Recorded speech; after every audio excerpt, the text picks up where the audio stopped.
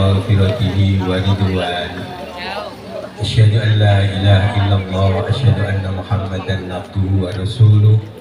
Allahumma fassalli wa sallim.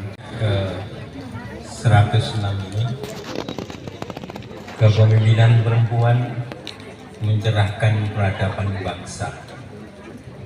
Imamatul mar'ah litanwiri thaqafatis sa'.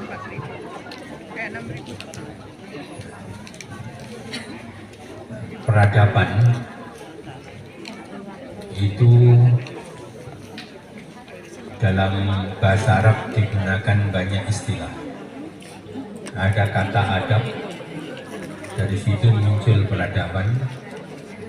Ada kata thaqafah, ada kata tamadun, ada kata umrah.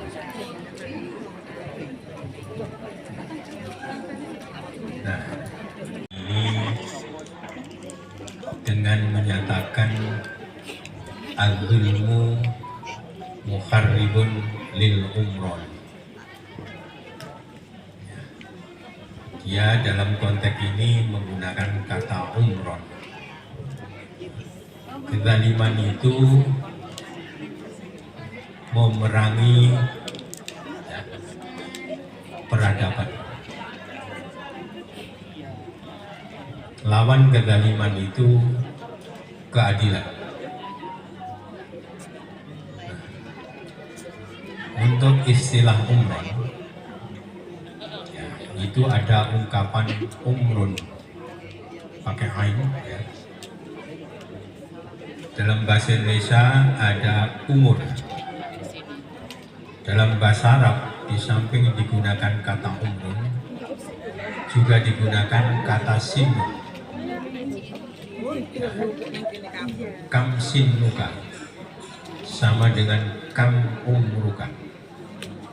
Berapa usiamu, berapa umur. Tapi dalam konteks bahasa Arab, kata sinun lebih menunjukkan kuantitas usia seseorang.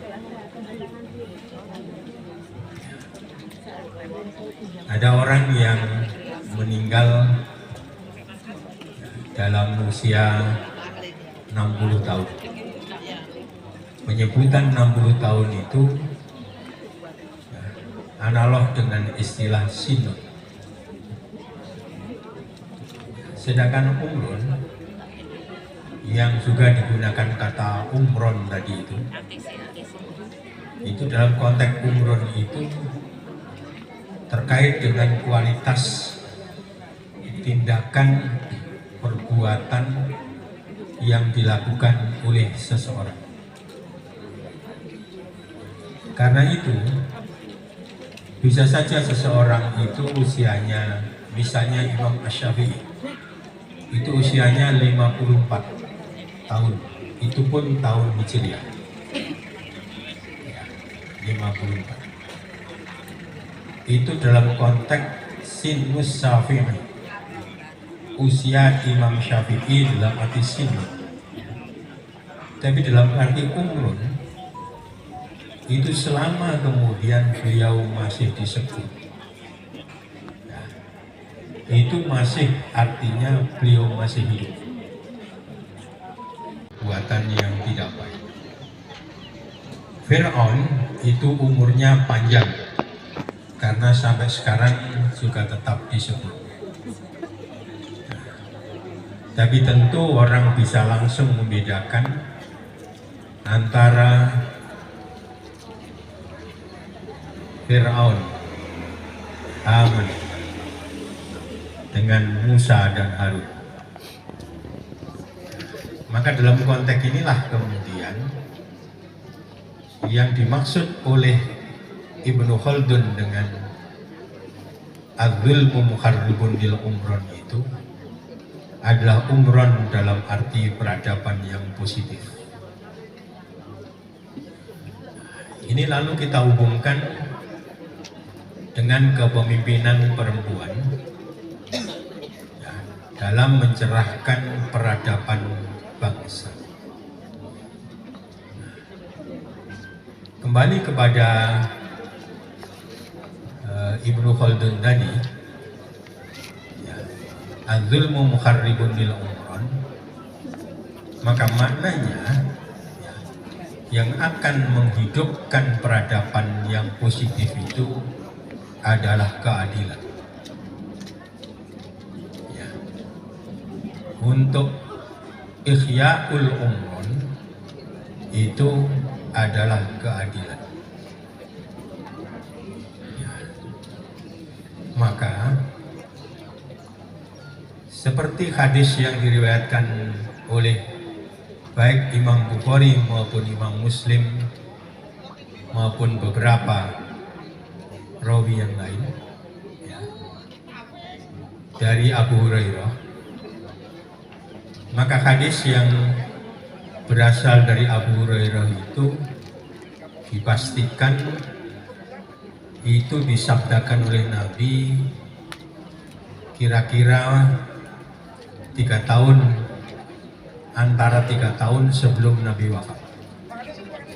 Maknanya sabda Nabi yang disampaikan pada periode-periode itu harus menjadi perhatian yang lebih dari kita, karena disampaikan pada puncak-puncak kenabian. Ya. Di dalam Sahih Bukhari, hadis yang ke-1423, atau di dalam Sahih Muslim hadis yang ke-1031, Nabi mengatakan, sab'atun yudhilluhumullahu fi dhillihi yauma la dhilla illa dhilluh. Beliau menyebut yang pertama imamun adilun. Ada juga ungkapan imamun adilun. Dan masih ada ya, matan yang berbeda-beda, tapi secara substansi maknanya sama. Ya. Maknanya pesan Nabi di masa-masa akhir hidup beliau itu terkait dengan imamah, terkait dengan kepemimpinan, terkait dengan kekuasaan. Dan Nabi menyebutkan bahwa satu dari 7 golongan yang akan diberikan lindungan oleh Allah, dengan lindungannya di hari yang tidak ada perlindungan lagi, itu imamun adilun atau imamun adilun. Di dalam salah satu syarah yang bernama Ad-Durarus Saniyah, itu terjemahannya mutiara yang cemerlang, kira-kira itu. Disebutkan yang dimaksud dengan imamun adilun di situ ialah imam hakimun adilun atau al-hakimu al-adil alladzi yuhafidhu fi huquqi ra'iyatihi wa yar'a masalihahum wa yahkumu fihim bi syari'atillahi ta'ala fayuqimu masalihaddin wa dunya. Penguasa al-hakim, ya, zat yang keputusan itu berada, atau seseorang yang keputusan itu berada di tangannya, ya, yang adil, yaitu yang menjaga hak-hak dari rakyat, ya, yang memelihara kemaslahatan mereka, melaksanakan hukum Allah kepada rakyatnya, yang karena itu fayuqimu masolihati, yang karena itu kemudian ia menegakkan maslahah agama dan maslahah duniawi. Maka imam yang adil itu imam yang ujung-ujungnya melahirkan kemaslahatan bagi agama dan kemaslahatan bagi kehidupan rakyatnya dalam konteks dunia. Yang kedua disebutkan wasyabun nasya'a fi ibadatillah, yaitu pemuda yang tumbuh di dalam mentalnya selalu beribadah kepada Allah. Lalu warajulun qalbuhu mu'allakun bil masajid, warajulun qalbuhu mu'allakun fil masajid, ialah orang yang hatinya tertawan oleh masjid. Terusnya warajulani tahabba fillahi jatama'a alaihi wa tafarraqa alaihi, dan dua orang yang saling menyayangi fillahi dalam konteks menuruti perintah Allah untuk berikhwah, baik ketika bertemu maupun ketika berpisah. Kemudian warujulun ta'athu imra'atun latu mansabin wa jamalin fayaqulu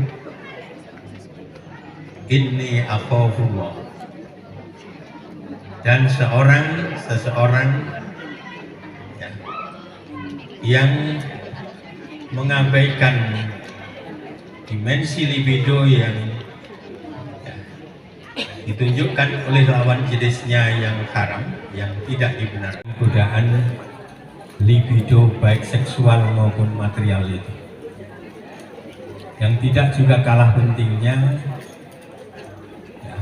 peradaban yang bagus itu ketika sebuah bangsa itu memiliki jiwa suka menyumbang,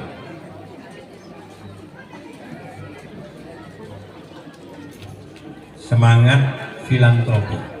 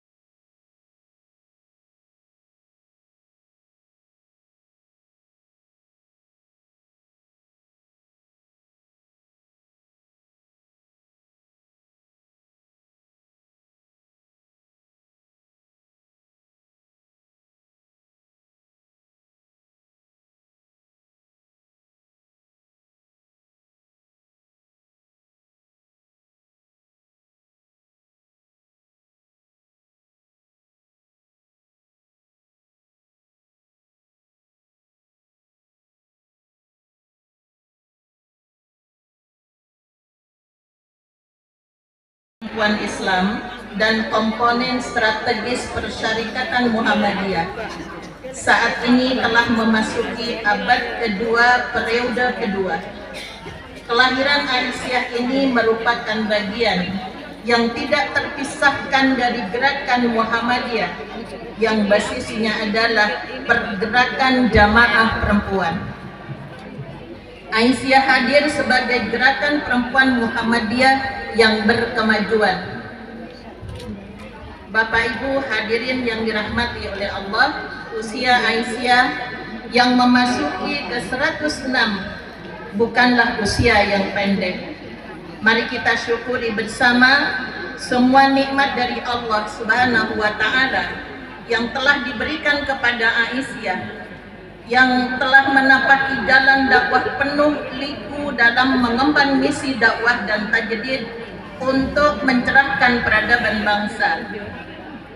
Milad menjadi momentum penting untuk melakukan refleksi atas usaha-usaha yang telah dilakukan Aisyah selama ini, sembari memperbaiki dan menyempurnakan langkah menuju masa depan yang lebih baik. Milad juga diharapkan memberikan kesadaran tentang peran strategis Aisyah dalam mendorong terciptanya peradaban utama.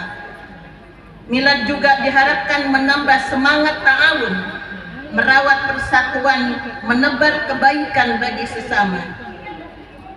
Milad Aisyah ke-106 mengambil tema kepemimpinan perempuan mencerahkan peradaban bangsa yang tadi sudah dijelaskan oleh Bapak Kiai Sa'ad. Melalui tema ini, Aisyah bermaksud meneguhkan dan mendorong kepemimpinan perempuan untuk membangun peradaban bangsa secara kolektif. Bapak dan Ibu hadirin yang dirahmati oleh Allah, pada Quran Surat Al-Baqarah ayat 257, Allahu waliyul ladzina amanu yukhrijuhum minadh dhulumati ilan nur. Bahwa Allah Subhanahu wa Ta'ala memimpinkan dari keadaan kufur kepada iman, dari keadaan musyrik kepada tauhid, dari fasik kepada taat kepada Allah Subhanahu wa Ta'ala. Dan Al-Quran menegaskan pula pada Quran Surat An-Nisa ayat 59, Ya ayyuhalladzina amanu ati'ullaha wa ati'ur rasul wa ulil amri minkum. Wahai orang yang beriman, taatlah kepada Allah dan taatlah kepada Rasulnya serta ulil amri di antara kamu.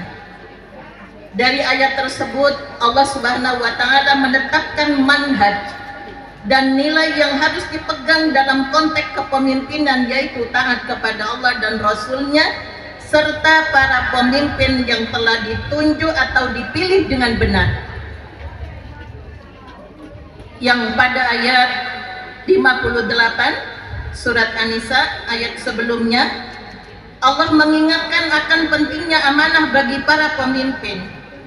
Amanah kepemimpinan ini sangat penting karena jika amanah kepemimpinan ditunaikan dengan baik, penuh tanggung jawab dan dilaksanakan dengan kesungguhan, maka akan membawa keberhasilan bagi dakwah pencerahan Aisyah dan bagi orang yang dipimpinnya. Itulah kepemimpinan yang menggerakkan. Jika kepemimpinan Aisyah dari seluruh tingkatan sampai ke tingkat ranting, dari majelis, lembaga maupun amal usaha dilaksanakan tanpa amanah yang menggerakkan, maka hanya akan berjalan di tempat.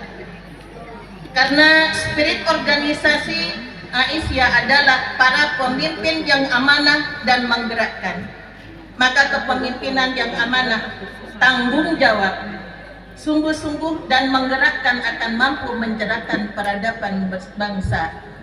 Yang digerakkan dalam kepemimpinan yang menggerakkan itu, yang digerakkan ada dua, menggerakkan jamaah, yang kedua menggerakkan kemajuan. Tugas dari para pemimpin adalah berpikir dan berkomunikasi. Selanjutnya, kepemimpinan profetik yang diambil dari Persyarikatan Muhammadiyah Aisyah sebagaimana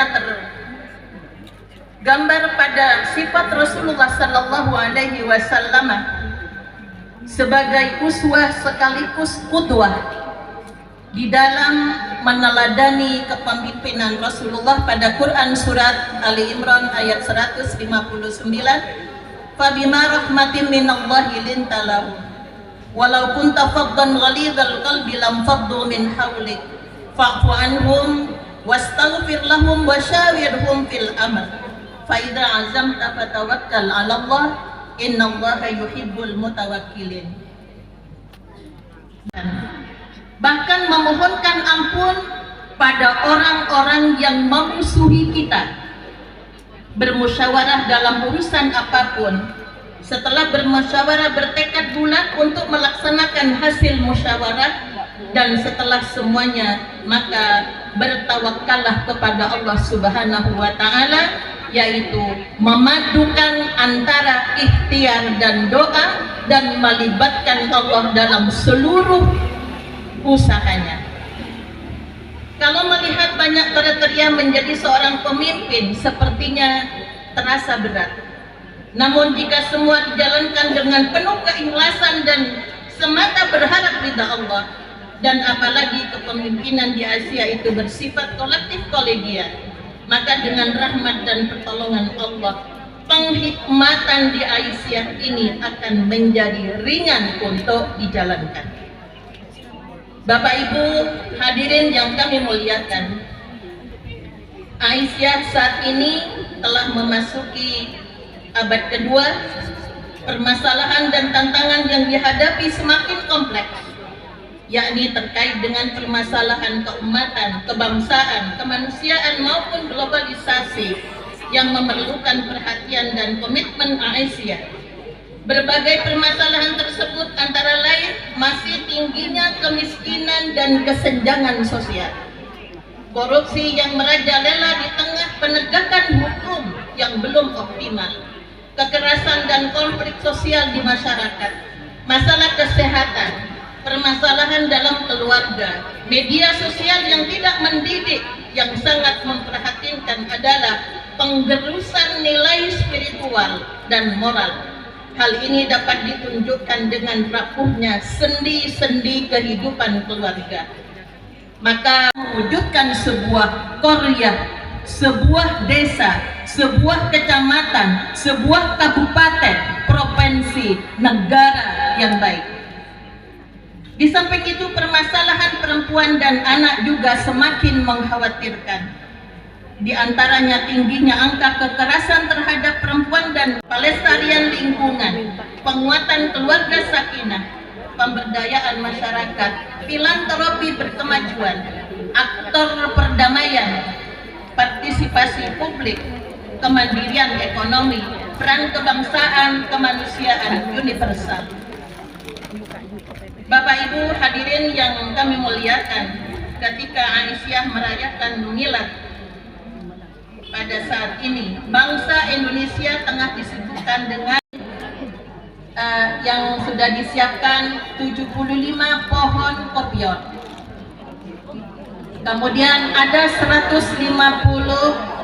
pohon pisang. Terima kasih Ibu PDA Lumajang yang telah mengantarkan pisangnya, yang sudah beberapa kali sudah berbuah, dan nanti akan dilanjutkan dengan penanaman benih ikan, karena Aisyah punya program LLHPB, Lembaga Lingkungan Hidup dan Kebencanaan.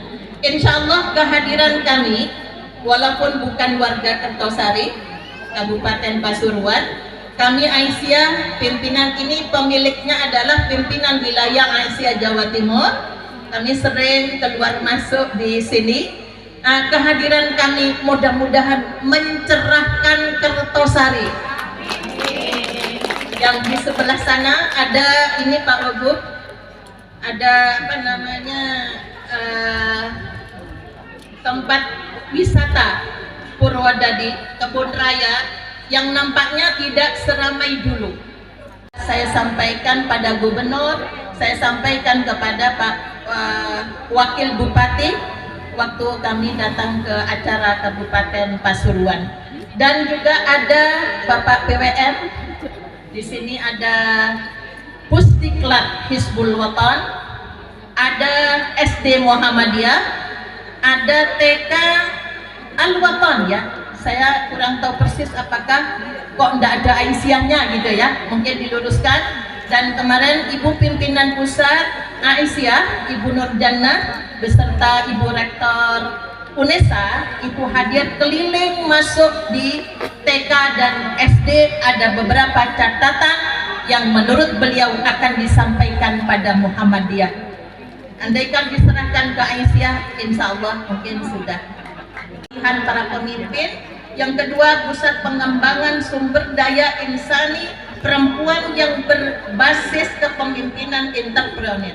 Yang ketiga, mudah-mudahan Aisyah Jawa Timur ikut mengembangkan wisata halal dan percontohan Korea Thayyibah. Bapak Kiai Saad, dalam waktu ini mohon doanya kalau dengan persoalan perempuan, sehingga kami mohon kepada perguruan tinggi yang ada di Jawa Timur, perguruan tinggi Muhammadiyah, untuk selalu bisa memberikan istilahnya motivasi kepada kami, masukan-masukan kepada kami secara terbuka. Yang jelas daerah ini adalah sangat cocok untuk pertanian dan perkebunan. Alhamdulillah,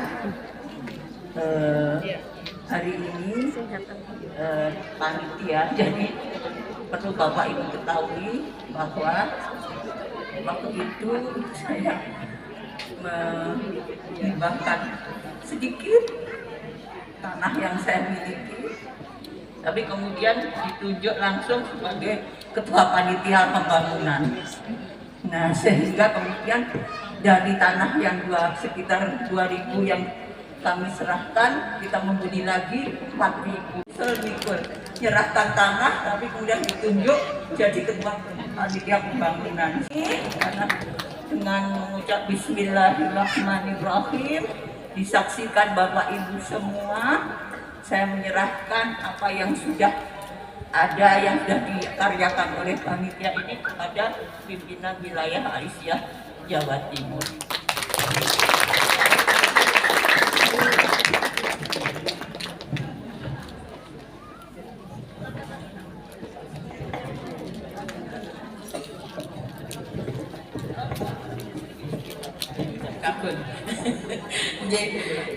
Terima kasih Bu Esti.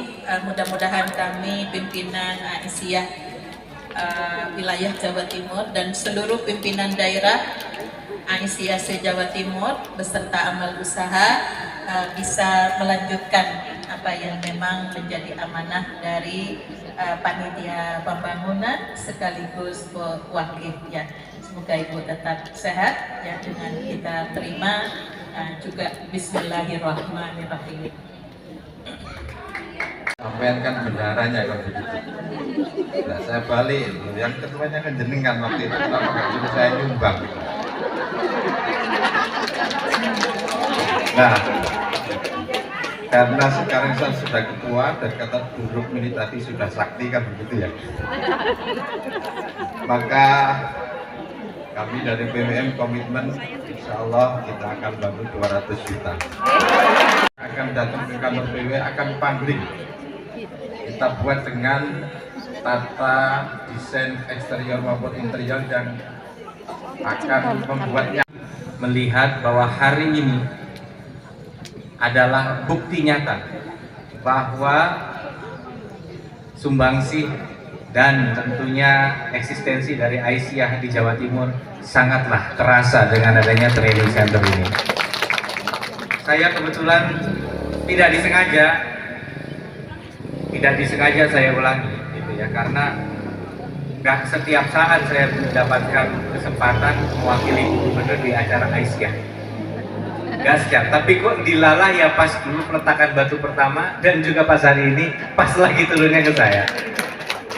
Jadi saya merasa berbahagia karena saya ingat waktu itu belum COVID 2019 dan ini masih hutan semua, masih hutan ya. Kemudian ya waktu itu ini konsep nanti akan ada training center di sini, luar biasa.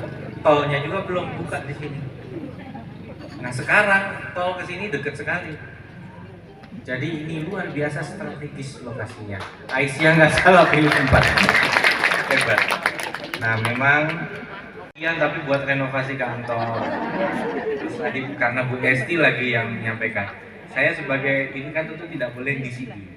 Tapi berdasarkan pengalaman saya dan rasa cinta Bu Gubernur kepada Aisyah, kok kayaknya sangat mungkin ya. Boleh tepuk tangan lebih keras lagi untuk Bu Kofifa. Ini pakai feeling ya, pakai inceng-inceng ya. Ini. Jadi saya akan menyampaikan tentunya kepada Bu Gubernur karena Bu Gubernur sangat senang melihat eksistensi organisasi wanita dalam membangun SDM. Dan tentunya kita lihat di sini ada BLK. Kerjasama tentu tidak hanya fisikal, sarpras, tapi juga konten. Konten ini juga penting ya. Jadi kami tentunya sangat antusias ya melihat bagaimana progresnya sudah luar biasa. Saya juga pangling tadi masuk sini kok agak beda, dulu nggak begini ya. Iya karena sudah dibangun ya, dulu rasanya ini. Dan kita lihat dengan fasilitas ini dan dekat juga dari Botanical Garden ya. Nah inilah memang di Milad ke-106 Aisyah kita tahu sebagai bagian juga dari gerakan Muhammadiyah secara keseluruhan. Beberapa waktu lalu juga bersama Pak Sukadiono kami menghadiri musyawarah daerah wilayah pemuda. Hilangkan anggapan bahwa SMA itu negeri itu lebih baik. Karena apa? Karena saya ingin menunjukkan bahwa kalau ingin pendidikan yang berkualitas tidak hanya di negeri yang bagus, tapi di swasta juga bagus, termasuk di sekolah-sekolah Muhammadiyah. Hanya saja sebenarnya dari dulu juga Muhammadiyah orang udah tahu itu sekolah bagus ya, dan mau berinvestasi untuk mendidik anaknya dengan pendidikan yang terbaik. Nah cuman sekarang ini ada golongan anak-anak yang dibilang tidak mampu ya enggak, dibilang sangat mampu juga enggak, yang dulunya dengan mengandalkan prestasi akademik bisa masuk di sekolah negeri. Namun hari ini karena sistem zonasi, mereka harus mencari sekolah swasta. Yang mana mungkin, jadi saya ingin mengatakan banyak anak-anak berprestasi yang dulu mungkin memilih langsung sudah ke Muhammadiyah karena sudah percaya. Ada juga anak-anak berprestasi yang memilih masuk ke sekolah negeri, yang hari ini tidak dapat tempat di sekolah negeri karena zonasi. Kemudian mereka harus mencari sekolah swasta, inginnya yang berkualitas. Nah saya mengajak, mudah-mudahan mari kita identifikasi ceruk yang ini, karena ini juga berpotensi menambah lagi talenta-talenta yang bisa dididik di lembaga-lembaga pendidikan Muhammadiyah maupun Aisyah. Karena apa? Mereka ini dulu bisa masuk karena prestasinya, cuman sekarang mental karena Google Map. Belas AS tuh betul. Jadi akhirnya mereka ini orang tuanya punya keinginan pendidikan berkualitas, sehingga nggak mau sembarang nyari sekolah juga gitu. Nah kita akan meritokrasi, berdasarkan meritokrasi mendapatkan jenjang-jenjang school fee yang tertentu lah. Bisa Mbak ya, tapi karena ya memang nggak ada yang meragukan kualitas sekolah Muhammadiyah. Di Trenggalek dulu saya bupati ada SD inovatif, itu juga salah satu yang paling favorit. Nah, apakah kemudian harus menambah rombel nanti bisa kita diskusikan. Tapi saya rasa ini ada pakar terserah karena ini portfolionya pendidikan, tolong coba dilihat. Karena saya banyak ketemu anak-anak, walaupun memang ini sedikit diskusi nih, ada orang-orang hebat oleh pemerintah sebagai Amidul Hajj, dan ini baru saja pulang ya, insya Allah doa-doa yang tadi di awal disampaikan oleh Pak Saad ya, pesan-pesannya insya Allah nanti pahala itu masih itu ya Pak Saad, insya Allah dikabulkan oleh Allah Subhanahu wa Ta'ala. Selanjutnya yang saya hormati Wakil Gubernur Jawa Timur Bapak Emil Ernestianto Dardak, terima kasih atas kehadirannya, dan Ketua Pimpinan Wilayah Muhammadiyah Bapak Dr. Sukadiono, Dr. Sukadiono, dan juga Ketua Pimpinan Wilayah Aisyah Ibu Rukmini, Bupati dan tadi yang mewakili Dr. Esti, dan yang 4.000 adalah wakaf dari Bapak Ibu para donatur ya, yang sudah memberikan seluruh zakat infak sedekahnya sehingga gedung ATC ini bisa berdiri dengan sangat megah. Bapak Wakil Gubernur ya, Pak Saad dan juga Pak Sukadiono dan Bapak Ibu semuanya, gedung ATC ini merupakan gedung yang pertama, gedung pelatihan pertama yang dimiliki oleh Aisyah di seluruh Indonesia. Dan insya Allah akan menjadi gedung yang terbesar dan termegah. Saya kemarin sudah melihat ya, sudah jalan-jalan, belum seluruhnya selesai pun ternyata sudah sangat bagus ya. Ada mini guest house ya, ada mini guest house, kemudian ada PLK, ada asrama yang kapasitasnya 14 kamar, kemudian ada mini aula ya Bu, aula yang mungkin belum luas benar gitu ya. Dan insya Allah nanti Subhanahu wa ta'ala Al-Khaliqul Anam yang sudah memberikan banyak rahmat hikmat kepada kita semuanya, sehingga dengan nikmat itu kami berharap insya Allah kita semua semakin meningkatkan ibadah kita, semakin meningkatkan ketakwaan kita kepada Allah Subhanahu wa ta'ala. Tadi disampaikan Milad Aisyah ke-106, betul ya. Aisyah lahir pada tanggal 19 Mei 1917, 5 tahun setelah Muhammadiyah berdiri. Dan 110 menjelang 111 Miladiah. Aisyah berdiri 27 Rajab 1335 Hijriah. Kalau sekarang memasuki tahun baru Hijriah ya, 1445. Jadi memasuki, saya kira ini juga pemilihan hari yang sangat bagus karena ini awal tahun baru Hijriah. Ya, di mana momentum ini diambil ketika Nabi Muhammad hijrah dari Mekah ke Madinah. Tentunya hijrah ini adalah ingin melakukan sesuatu ya yang lebih baik. Hijrah adalah pembeda antara yang hak dan yang batil. Nah, sehingga tahun hijrah ini ya diambil sebagai kalender Islam gitu, dan satu Muharram ya, kenapa bukan satu Ramadan? Nah, Muharram ini adalah bulan selesainya seluruh umat Islam melaksanakan ibadah haji, dan juga banyak keunggulan, keutamaan di bulan Muharram ini. Nah, mungkin grup ini juga ini ya bagus memilih bulan ini.